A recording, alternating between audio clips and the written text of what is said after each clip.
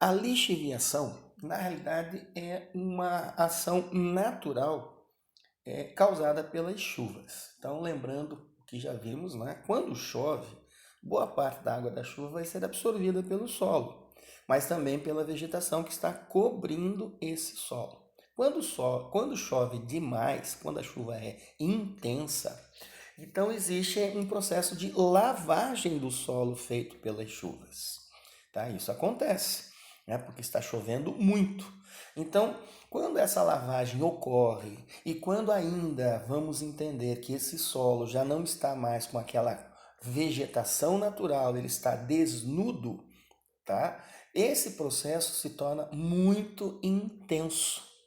E o que isso causa, o que isso provoca, tá? Não há reposição de matéria orgânica, principalmente nas camadas superficiais do solo, porque o solo tem diversos horizontes, mas o horizonte principal, que é o primeiro, chamado de horizonte O, ele apresenta uma carga muito grande de matéria orgânica, de micro-organismos. Então, quando existe essa lavagem excessiva do solo, a água arrasta esses micronutrientes.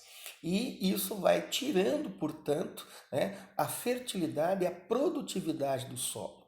O solo lixiviado é um solo ruim, tá? O solo lixiviado é um solo ácido. Então, é um solo que não se presta à prática nem da agricultura, nem da prática da pecuária. Um processo rápido, portanto, de empobrecimento. Tá? Por que no Brasil a região norte, por exemplo, não se destaca para a prática agrícola? Porque o padrão de clima lá é o clima equatorial e chove muito, chove praticamente todos os dias. Então, os solos amazônicos são solos lixiviados. Quando você retira aquela cobertura florestal, que é a floresta, né, a formação da floresta amazônica, você ainda deixa esse solo mais desprotegido pela ação da água da chuva. Então a produtividade dele é muito baixa e o pH dele torna-se muito ácido. Então inviabiliza a prática da agricultura no que diz respeito ao cultivo de lavouras ou a pecuária no cultivo até de pastagens. Então, mesmo que lixiviação esteja relacionado a uma ação normal das chuvas, não é? Porque é uma característica do clima, é um grave problema que se agrava, né? Ele se agrava pelas nossas atividades. A maneira, portanto, como vai ser trabalhado o solo com a retirada dessa cobertura vegetal natural, certo? A laterização também é um problema relacionado a características do clima. A laterização, ela tem como característica a ação do clima em que há uma alternância de estação chuvosa e de estação seca. Então, chuva, seca, chuva, seca. Características que nós temos aí para o clima de padrão tropical. No processo de laterização, o que acontece? Pela alternância da chuva seca, o que vai ocorrer, isso normal, porque quando chove, o solo é lavado. Né? Quando ele seca, o que acontece? A presença de minerais, né, de elementos mais pesados, vem até a superfície, conseguem aflorar em superfície. E aqui nós estamos falando principalmente dos hidróxidos de ferro e de alumínio. Então a laterização é um processo que a gente chama de concreção ferruginosa. O que é essa concreção? É um enrijecimento, é um endurecimento do solo pela presença, então, do ferro e do alumínio, certo? Esse solo, ele é chamado de solo enferrujado, porque ele tem uma coloração meio avermelhada, mas é um solo duro, é um solo que vai ficando enrijecido e até ele vai rachando, ele vai partindo. Então, esse é um solo extremamente ruim para a prática tanto da agricultura, né, como também para a prática da pecuária.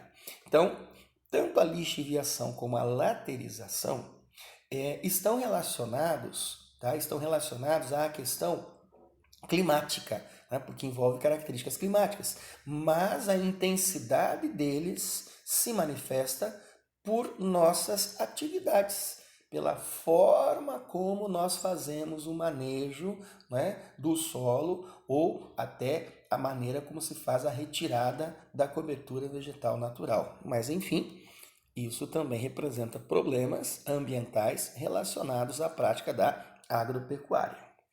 Desertificação. Quando se trata da desertificação, lembra desertos. Então, cuidado, existem os desertos naturais, né, que todos nós conhecemos.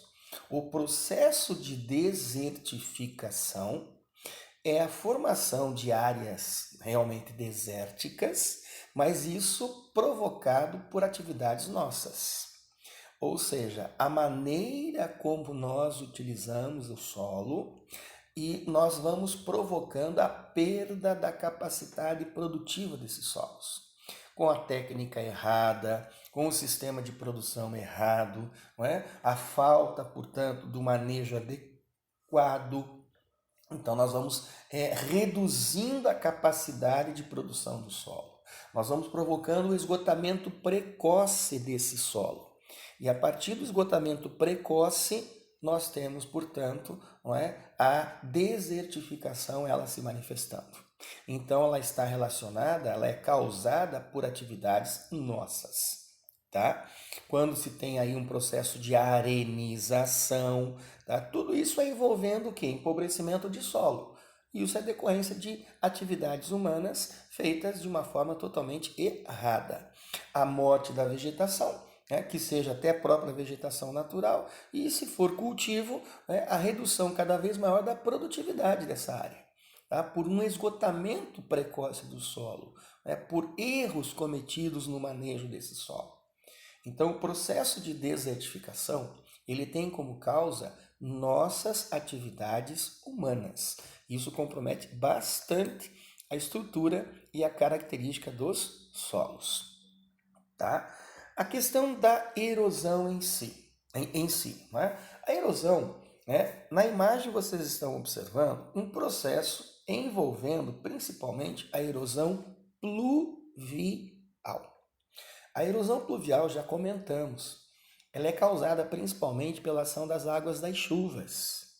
As chuvas, quando elas acontecem, boa parte da água vai ser absorvida pelo solo. Mas quando esse solo satura, ou quando os poros desse solo estão mais compactados, a água ela escoa mais pela superfície, tá? Que é a formação aí das conhecidas enxurradas, né? O nome técnico para isso é torrente. E aí o escoamento passa a ser superficial. E quando ele é superficial, a capacidade de arrasto da água é muito grande. Então a água começa a realizar desmoronamentos, tá? Então já falamos sobre ravinas e eu já comentei sobre vossorocas. Então olha nessas duas imagens, né? No canto inferior do lado esquerdo você vê a formação de ravina. É quando o processo começa. Ali nós temos um processo de desmoronamento de solo. Ele é mais superficial. Só que a partir daí, a água da chuva já abriu seu caminho. Então, quando chover de novo, a água da chuva vai escoar por esse mesmo caminho, por esses pequenos sulcos formados na superfície, pelo desmoronamento inicial. E aí a intensidade vai aumentando. E aí você percebe no canto inferior do lado direito a formação da vossoroca. A vossoroca já representa desmoronamento de solo e subsolo. E aí o problema é grave, porque quando você tem formação de vossoroca, já não existe mais infiltração de água, já não existe mais a chamada percolação. O que existe é só escoamento superficial. E a água da chuva vai levando o material cada vez mais pelo processo de desmoronamento. Não adianta querer encher de terra, de pedra, o que for jogar dentro da vossoroca, quando chover a água da chuva vai ter capacidade para arrastar. A única forma de resolver essa situação é formar ao redor curvas de nível para evitar que a água da chuva pegue velocidade e atinja novamente essa grande área de vossoroca, tá? Trabalhar com máquinas, né, para reduzir essa profundidade e tentar reflorestar, ou seja, plantar, né, vegetais para que as raízes elas consigam conter a ação da água. A partir daí o processo de percolação vai começando e aí com certeza esse mecanismo ele pode inclusive cessar. Mas para isso investimento não é pequeno não, tá? A recuperação de uma área é possível. Aqui você tem um exemplo disso, tá? As consequências diretas, né? Na primeira imagem, você vê a grande ação da água, aí você vê a formação nas encostas, né? Tanto de ravinas como de vossorocas, e na segunda imagem você vê um processo de reconstituição, de prevenção, que são as curvas de nível, e de reconstituição através de um trabalho que vai envolver, é claro, um investimento nada pequeno, mas existe essa possibilidade. Então, o que a moçada observou, que vocês acompanharam, tá? São problemas ambientais decorrentes das práticas agropecuárias, mas é claro, principalmente da prática da agricultura, né? Porque é a agricultura onde nós temos aí a maior ocupação em termos de área produtiva, né? Explorando o solo, enfim, mas infelizmente, né, alterando muito a estrutura superficial, principalmente porque envolve a retirada da cobertura natural. Mas enfim, tá aí os principais problemas envolvendo, né, essa questão ambiental na prática da agricultura, ok?